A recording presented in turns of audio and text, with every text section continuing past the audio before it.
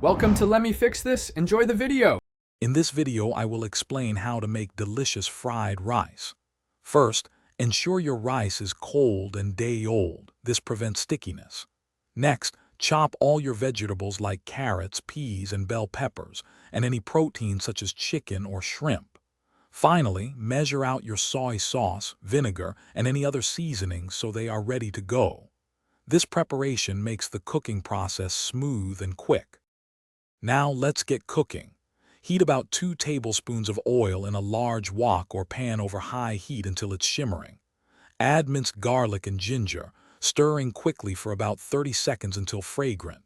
Then, add your protein, like diced chicken or shrimp, and cook it thoroughly until it's no longer pink and has a nice sear. Remove the cooked protein and set it aside for a moment. Next, it's time for the vegetables. Add the harder vegetables, such as carrots and corn, to the wok and stir-fry for 2 to 3 minutes. Then, add softer vegetables like peas and bell peppers, cooking for another minute until they are tender crisp. Now, introduce your day-old rice, breaking up any clumps with your spatula. Ensure the rice is evenly distributed and heating through.